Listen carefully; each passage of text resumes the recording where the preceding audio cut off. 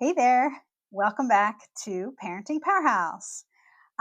If you're feeling exhausted from just second guessing yourself, if you've maybe spent way too many nights lying awake wondering if you're doing it right, then this episode is definitely for you because we're going to talk about the power of trusting yourself as a mom of neurodivergent kids or a kid. Because here's the truth, and I want you to listen carefully. Trying too hard, and yes, there is such a thing, trying too hard to get everything right might actually be what's making it so hard. Have you thought about that one? Well, today we're going to dive into why that self-trust is actually the missing piece in parenting. One of the missing pieces, but it's a pretty important piece. And the real impact of comparison and burnout, which I talk about so much. Comparison, okay? It leads to burnout, and maybe how you can shift into more confidence without adding one more thing to your plate. And this is what I like to really convey to moms is that I'm not here to try and get you to do more, work harder, or even do less, but actually do what you're doing, but better, maybe from a different perspective, which makes it better and easier. So I'm going to share some statistics and maybe a couple of my own hard learned lessons and a simple mindset shift that can just change everything throughout the episode today to keep it juicy, keep it going. So let's just get into it. And let's talk about this pressure to be the perfect mom, okay? I know I'm preaching to the choir. Perfect, we know that there's no such thing as perfect, but you know what? It pops up in our head, right?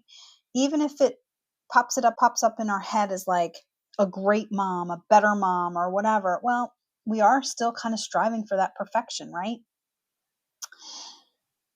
And you know what I'm talking about. It's that voice in your head that either tells you in the moment or later on, you should have handled that meltdown better, or that thought other moms seem to be doing this effortlessly. What's wrong with me? Why can't I do it like other moms? And I don't know, this one pops into my head all the time. Like, am I screwing my kid up?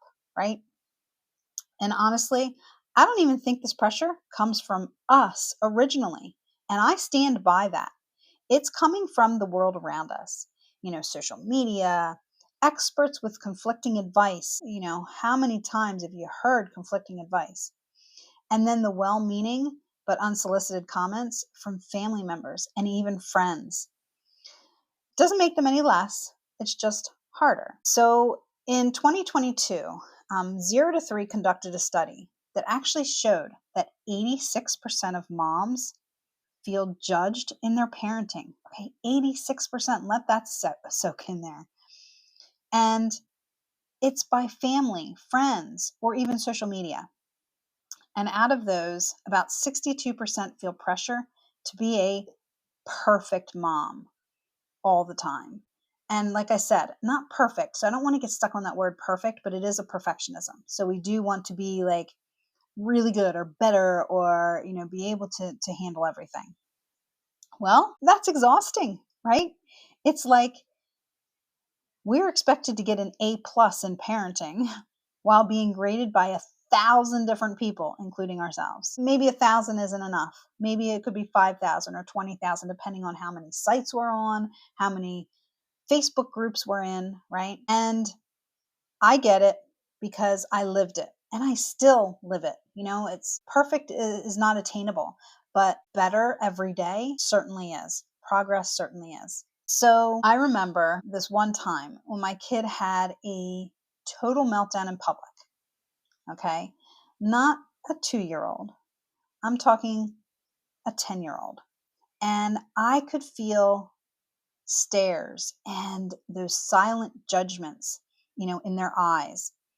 And instead of just focusing on my kid right in that moment, I was actually stuck in my head thinking, please let this end quickly, so I can get these eyes off of me and I can get out of this situation. So what did I do? Well, I tried harder, right? I tried my best to just like talk in that perfect mom, calm voice, trying to redirect, trying to hold it together, trying to do all of the strategies and techniques that I've read about and been told to try. And guess what? Okay, what actually happened? Well, the harder I tried to control that situation, it got worse, right? And when it gets worse, what happens to us? Well, then I was not regulating. Okay. He's not regulating already. And I'm trying my hardest to stay calm, which should help hopefully calm the situation. But obviously, I was dysregulating and I was becoming more frustrated even through that calm voice I was trying. And he could pick up on that. Oh my gosh, what a mess, right? I mean, how often does that happen? So, you know what? Really, I walked away that day feeling like a total failure because I thought I had all the strategies. I was taught this stuff. People, I read books, I watched the videos. But looking back, now I see the real problem wasn't that I didn't handle the meltdown well. No, that wasn't it, honestly. It was that I was so afraid of just doing it wrong, of not getting it right in that moment. I was trying so hard to get it right that I forgot to actually be present in the moment. Because if we're present in the moment, everything else melts away and we can kind of just hone in and concentrate on that moment, that kid right there, and that's it. And so that's when I kind of started asking myself, what if the best way to get it right is to actually stop trying so hard? That was my aha moment. That biggest realization, really, is to know that you already have the strongest parenting tool inside of you. Okay? It's just buried under self doubt and maybe confirmation bias. So I want you to try something right now. Unless you're driving, okay? Please don't do this if you're driving, but save it for later and try it, when you're not doing something really important, or maybe you're cooking dinner and you're cutting up onions or something. Please don't do this, but I want you to close your eyes. Okay? So when you're ready to do this activity, close your eyes and take a nice deep breath. And when you take that deep breath, breathe in for a count of 4 through your nose, hold it for 2 seconds, and then slowly breathe out through your mouth in a very controlled, long breath to the count of 8. Okay, so breathe in for a count of 4, hold it, and slowly let that breath out for a count of 8.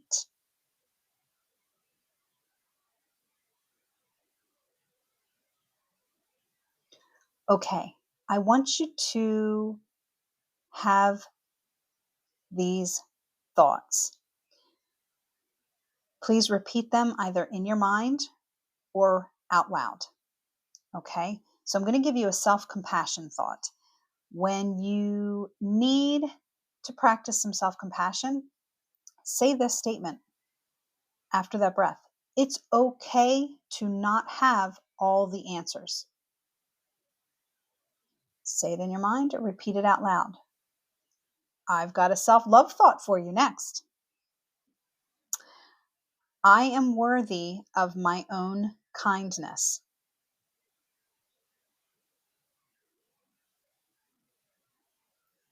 Here is an example of a self-confidence thought. I already know what my child needs.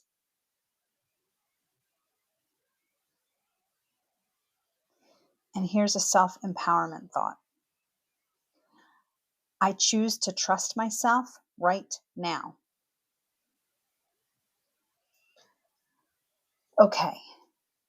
When you do these kinds of affirmations, that's what they are. They're affirming that you've already got this. This is within you. You already know it. It's just the noise outside of you that's causing the self-doubt or the limiting beliefs. Okay. So once you say these things, you don't have to feel comfortable with it right away. And you know why you don't feel comfortable? Because you've always thought a little differently. We're trying to shift our perspective. And you don't quite trust yourself right away. So it feels a little yucky because you're so used to thinking a different way, and it's a little scary. So just say this. It's okay to feel yucky at first. It's going to, because you're trying to go against something that's different. So just continue to say these things. Affirm to yourself that you know what the heck you're doing, right? Because you actually do. You've learned enough. And in those moments, I bet you anything, those strategies and techniques would work better.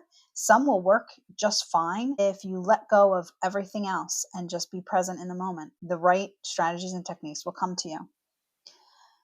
Because here's the thing, once again, parenting, it's not about perfection. It's really about presence. And in Dr. Donald Winnicott's Good Enough Mother Theory, studies show that kids thrive when parents are good enough. Listen to this, just 30% of the time, nowhere near 100%. So, how does that make you feel? That if you just try a little differently, then, try to get to that 30% and you're doing great, right? Doesn't that make you feel good? Yeah, yeah. Okay, so that means all this pressure to be perfect, it's completely unnecessary. Your child really needs a real connected human parent, not this flawless one that we think we should be. And, I had another moment, and this is going to be a quick share with you. But this was at home, and it was really late at night, and my kid had a totally rough day, and it was late, So of course, my day was, I thought was kind of done, and I was able to relax, but I could feel myself like about to spiral into that fixing mode, just to get it done with. I've got to do this. As a mom, you want to do it anyway, but it was the end of the day, and it's like, we just gotta fix this. And instead of doing that, like I caught myself finally. It took me a long time to do this, but I did catch myself before I got into that spiral. And I took that deep breath. Instead of trying to actually solve it, I just sat in the moment with him. I just sat there. I said nothing. And you know what happened? The moment passed. The storm just like settled on its own. And I didn't need to be a perfect mom. I just needed to be there. Trusting myself that was enough, gave him trust enough to just kind of let it go, right? Let it be. So I have a challenge for you. And next time you feel yourself, spiraling in doubt, pause and ask yourself, and this is serious. Ask yourself, am I trying to get this right for my kid or because I'm afraid of getting it wrong? You may be surprised because I wonder how many times out of 10 it's because you are afraid of getting it wrong for whatever reason, for yourself, for your kid, for whoever's watching, whoever's around. And if it is that second one, remember to breathe. You only need that breathing exercise that we did together. One or two of those will usually kind of settle your nervous system enough that you can either walk away or maybe you can just sit in silence, whatever it is. But remind yourself that you don't have to try so hard. You already have it all. You have exactly what you need. Trust yourself. Because the most powerful version of you, I want you to remember and I want you to believe she's already here. It's just time to start believing in her.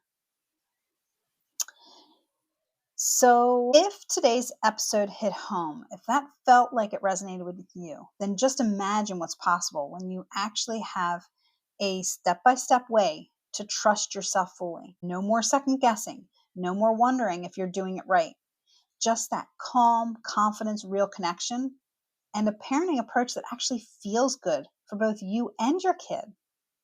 That's exactly what we do inside Parenting Powerhouse. This is my signature program designed specifically for moms like you who are kind of done with the frustration and ready to step into clarity and that confidence and more peace at home and in your parenting. So if you've tried and you're tired, of just searching for answers and finally want to feel grounded in your decisions, I've got you. Parenting Powerhouse is where this shift happens. So click the link in the show notes to learn more and take that first step toward a new kind of parenting, one where you're going to trust yourself completely. Again, your strength is already inside you, it's in there. Now let's unlock it together. So until next time, breathe, trust, and take care of you.